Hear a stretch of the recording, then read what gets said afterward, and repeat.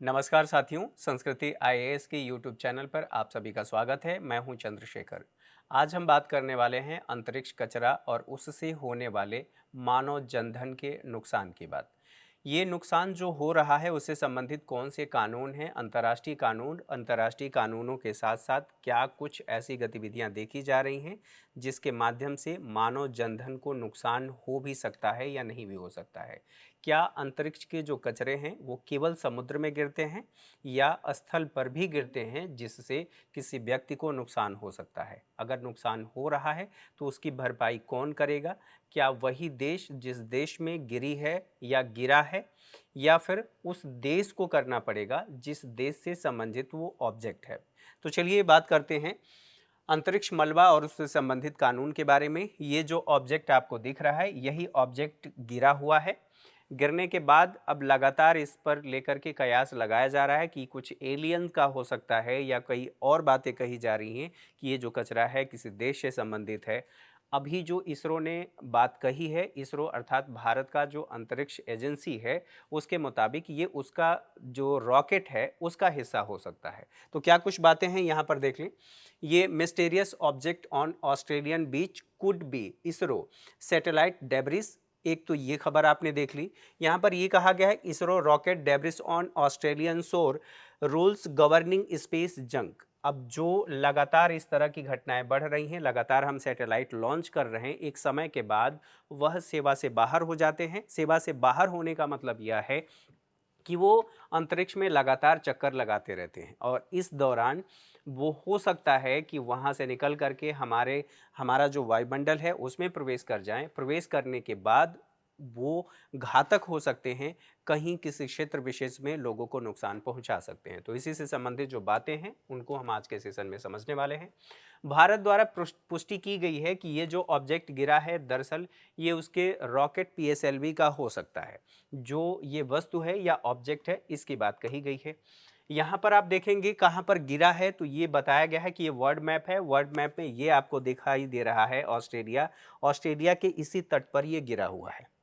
अब इसको लेकर के जो वहाँ की पुलिस है उसने ये कहा है कि भैया इसके पास आप मत जाओ, क्योंकि हो सकता है कि इससे कोई नुकसान हो जाए, रेडिएशन हो, इत्यादि इत्यादि बातें। इसरो की सहमति है कि ये जो मलबा है पीएसएलवी रॉकेट का हो सकता है। जो आपने पहले भी देखा है ये जो हिस्सा है यही जाता है, इसमें ही हमारा सैटेलाइट मेनली होता है। बाकी यह चरणों में इसमें फ्यूल होता है और ये फ्यूल उसे एक निश्चित दूरी तक ले जाने का काम करता है, फिर ये गिर जाता है, अर्थात इससे अलग धीरे धीरे हो जाता है। तो इसी का हिस्सा हो सकता है, ऐसा इसरो ने कहा है। लेकिन स्पष्ट तौर पे ये नहीं कहा है कि नहीं इसी का हिस्सा है। ठीक है। मामला ये है, विशाल विशाल धातु के टुकड़े की प्राप्ति हुई है। जुलाई के मध्य में ये हमें मिला था, अर्थात ऑस्ट्रेलिया में पाया गया था। पर्थ के उत्तर में, अर्थात ऑस्ट्रेलिया के पर्थ के उत्तर में ये लगभग 250 किलोमीटर ग्रीन हेड समुद्र तट पर ये मिला। पुलिस ने ये कहा है कि संभावित जो वस्तु है ये खतरनाक हो सकती है, वस्तु से दूर रहने की अपील की है वहाँ की पुलिस ने। यह भी कहा गया है यूएफओ जो अन्य लोग हैं, अन्य संगठन है, उनका ये कहना है कि ये जो ऑब्जेक्ट दिखाई दे रहा है ये हो सकता है मलेशिया का एक विमान लापता हो गया था 2014 में, जिसमें 239 यात्री सवार थे। यह कुआलालंपुर से उड़ान भरा था और ये बीजिंग जा रहा था, जिसमें मैक्सिमम लोग चीन के सवार थे। अब इसी से संबंधित ये बातें कही जा रही हैं। साथ ही साथ यहाँ पर ध्यान दें तो क्या ये जो घटना हुई है ये पहली घटना है या इससे पहले भी घटना हुई है, तो यहाँ पर या ये जो घटनाएं हैं ये सामान्य घटना है। बिल्कुल ये सामान्य घटना है, इस तरह की घटनाएं होती रहती हैं, लेकिन उसकी कुछ कंडीशंस भी हैं। कंडीशंस कौन सी हैं, तो यहाँ पर अंतरिक्ष पिंड से निकलने वाले जो कचरे हैं वो भी हो सकते हैं। ठीक है। कचरों का पृथ्वी पर गिरना बिल्कुल सामान्य सी बात है। इसमें रॉकेट के टुकड़े हो सकते हैं, जो रॉकेट अभी हमने देखा। ठीक है। वायुमंडल के घर्षण से बचने के बाद अगर कोई ऑब्जेक्ट हमारे वायुमंडल में, हमारे पृथ्वी पर आ जाता है तो फिर ये टुकड़ा हमारे लिए घातक हो सकता है। अमूमन यह टुकड़ा समुद्री क्षेत्र में गिरता है। यहाँ पर वायुमंडल की बात करें तो वायुमंडल किसे कहते हैं, हमारे चारों तरफ जो वायु हम जो चारों तरफ वायु से घिरे हुए हैं, या हमारे चारों तरफ जो गैसों से मिश्रित वायु दिखाई देती है, दिखाई देने का मतलब ये है कि जो हम महसूस करते हैं उसे हम वायुमंडल कहते हैं। दूसरे शब्दों में जो वायुमंडल से हम घिरे हुए हैं उसे वायुमंडल कहते हैं। हमारे चारों तरफ जो वायु का आवरण है उसे वायुमंडल कहते हैं। अब यहाँ पर ये सामान्यतः महासागरों में गिरता है, मानव आबादी में भी गिर सकता है। अगर गिरता है तो वहाँ पर खतरा हो सकता है, ये बातें देखने को मिलती हैं। अब यहाँ पर जो मैंने कहा कि जो हमारा वायुमंडल है, अगर ये सैटेलाइट है, इसका कोई ऑब्जेक्ट है, जब ये ऑब्जेक्ट पृथ्वी पर आता है, मतलब हमारे वायुमंडल में प्रवेश करता है, प्रवेश करने से पहले चूंकि जो वायुमंडल है उसमें बहुत सारी गैसें हैं, गैसों का वो मिश्रित रूप है, इसकी वजह से डेंसिटी उसकी ज़्यादा होती है, और डेंसिटी ज़्यादा होने का मतलब यह यहाँ पर घर्षण शुरू हो जाता है, और जैसे ही घर्षण अगर होगा तो फिर आग लगने की संभावना प्रबल होती है। यहाँ पर आग लग जाती है और ये जो ऑब्जेक्ट होता है या टुकड़ा होता है वो जल करके खुद ब खुद खत्म हो जाता है। लेकिन कोई ज़रूरी नहीं है कि ये ऑब्जेक्ट खत्म ही हो जाए। फिर ऐसी स्थिति में क्या होगा? ऐसी स्थिति में वह पृथ्वी पर आएगा और आने के बाद मोस्ट प्रोबेबली वह समुद्री क्षेत्र में गिरता है या फिर मानव बस्ती में भी, आबादी में भी गिर सकता है। पूर्व की घटनाएं कौन सी हैं? तो प्रसिद्ध मामला स्काई लैब्स अंतरिक्ष स्टेशन का है। जो पूर्व अंतरिक्ष स्टेशन था, अभी जो अंतरिक्ष स्टेशन जो कार्य कर रहा है उससे पहले की स्थिति की बात की जा रही है। वर्ष 1979 में यह विघटित हो गया था। इसका बड़ा एक हिस्सा हिंद महासागर में गिर गया था, जो पश्चिमी ऑस्ट्रेलिया के समीप गिरा था। मई 2021 में बात करें तो चीन का एक यहाँ पर रॉकेट देखने को मिला। चीन के रॉकेट का 25 टन वजनी बहुत बड़ा हिस्सा, उसका एक मलबा हिंद महासागर में गिरा था, और ये आपको दिखाई दे रहा है मालदीव के समीप, यहाँ पर ये गिरा हुआ है। ठीक है, ये आपने देख लिया, ये जो अंतरिक्ष स्टेशन है इसी की बात कही जा रही है। अंतरिक्ष मलबे हेतु कानूनी प्रावधानों की बात होगी कि क्या कोई कानूनी प्रावधान है, अंतर्राष्ट्रीय कानून है? तो बिल्कुल अंतर्राष्ट्रीय कानून है। यूनाइटेड नेशन के द्वारा बनाया गया कानून है, और उसमें जो विश्व के देश हैं जो अंतरिक्ष गतिविधियों में संलग्न है वो उसमें पार्टिसिपेट करते हैं, लेकिन वो उनकी इच्छा पर निर्भर करता है। अब ये क्या कहता है कि ये किससे संबंधित है? तो अंतरिक्ष जितनी भी गतिविधियां हैं उनको नियंत्रित करने का काम करता है अंतर्राष्ट्रीय नियम है।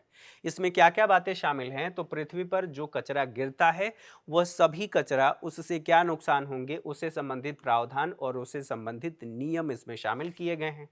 अगर मान लीजिए किसी देश का सैटेलाइट है, रॉकेट है, उसका टुकड़ा है, तो अगर वो पृथ्वी पर गिरता है तो विदेशी अंतरिक्ष वस्तु से माना जाएगा, और उसके आधार पर उसके प्रावधानों के तहत जो नियम है उस पर कार्रवाई की जाएगी, या कंपनसेशन अगर नुकसान हुआ है तो देना पड़ेगा।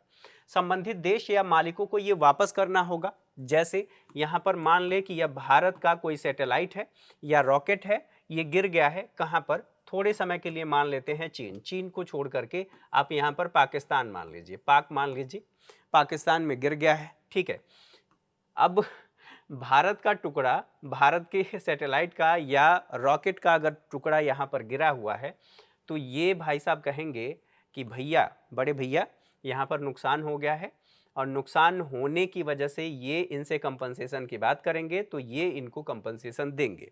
साथ ही साथ यह भी इसमें सुनिश्चित किया गया है कि ये इनको जो कचरा है या जो कुछ भी ऑब्जेक्ट गिरा हुआ है, ऑब्जेक्ट इस देश को वापस कर देंगे अगर यह साबित हो जाता है कि इसी देश के सैटेलाइट रॉकेट का ये कचरा है, तब ऐसा हो सकता है। ठीक है, अंतरिक्ष यात्रा वाले जो देश हैं अर्थात अंतरिक्ष में कार्य करते हैं, उनकी गतिविधियों में संलग्न है, तो अंतर्राष्ट्रीय दायित्व पर कन्वेंशन के हस्ताक्षरकर्ता अगर देश हैं, ये अंतर्राष्ट्रीय दायित्व पर कन्वेंशन, ये आप ध्यान रखिएगा। ठीक है, इस पर जो हस्ताक्षरकर्ता देश हैं उन देशों को यह बताता है कि क्या क्या कार्य करना है। अब इससे संबंधित कुल 5 अंतर्राष्ट्रीय समझौते हैं। ये जो 5 अंतर्राष्ट्रीय समझौते हैं उन समझौतों में से एक ये भी समझौता है।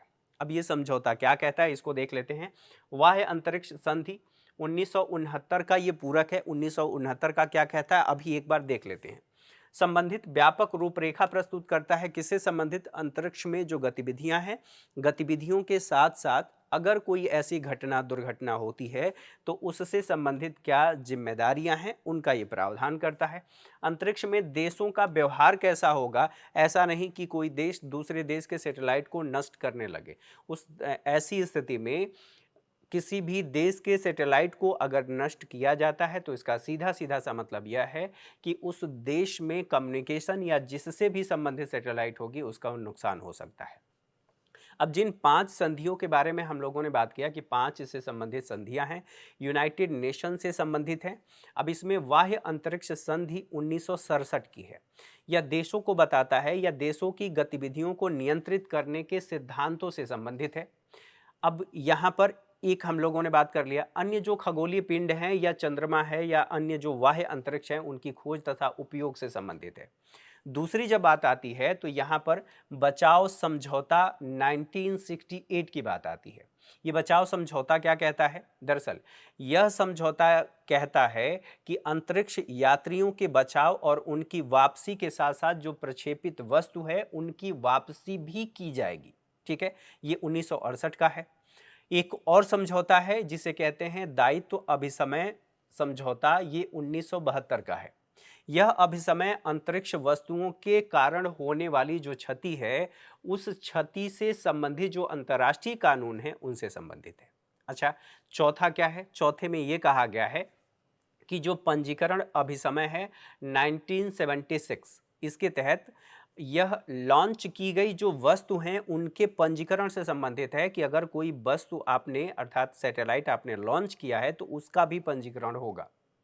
साथ ही साथ एक और है जिसे हम कहते हैं जो द मून एग्रीमेंट 1979। यह समझौता क्या कहता है? यह समझौता चंद्रमा और अन्य जो खगोलीय पिंड हैं उन पर अर्थात उन पिंडों पर जो देशों की गतिविधियां हैं उनको नियंत्रित करने से संबंधित है या नियंत्रित करने का काम करता है।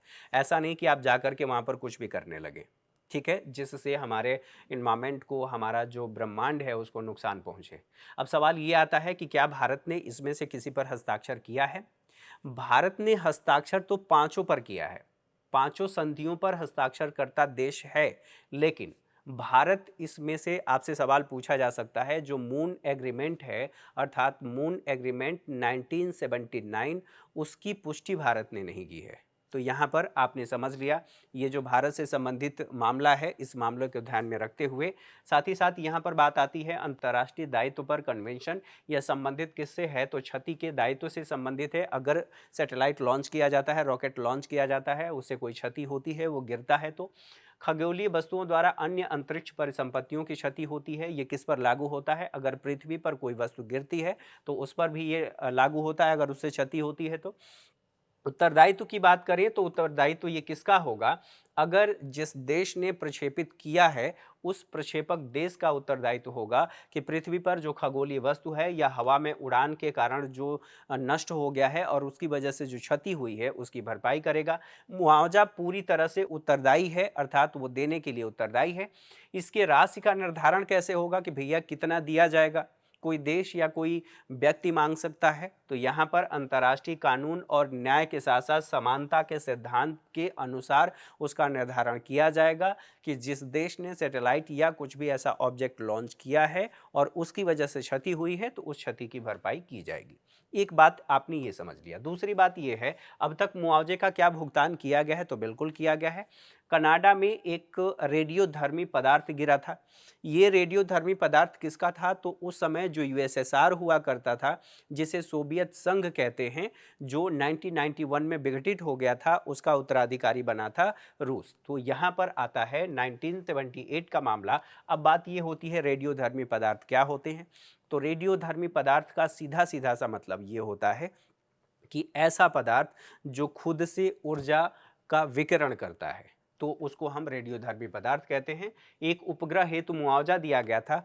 कनाडा में ये गिरा था और सोवियत संघ से ये संबंधित था अर्थात सोवियत संघ का ये रेडियोधर्मी पदार्थ था।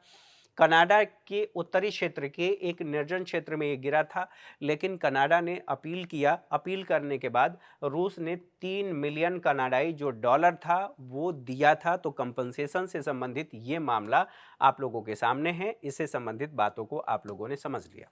आई होप आप लोगों को चीज़ें समझ में आई होंगी। और अभी तक अगर भारत के किसी क्षेत्र विशेष में कोई ऐसा ऑब्जेक्ट गिरता है तो भारत के लिए क्या कॉम्पनसेशन से संबंधित या उसके भुगतान से संबंधित क्या नियम कानून है, उन सभी नियम कानूनों को आपने समझा। आई होप आपको चीज़ें समझ में आई होंगी, पसंद भी आई होंगी। अगर पसंद आई तो आप लाइक शेयर ज़रूर करें, कमेंट भी करें। आपकी प्रतिक्रियाएं हमारे लिए महत्वपूर्ण है। आज के सेशन में मेरे साथ इतना ही। अगली क्लास में मुलाकात होगी, तब तक के लिए नमस्कार। Thank you for watching.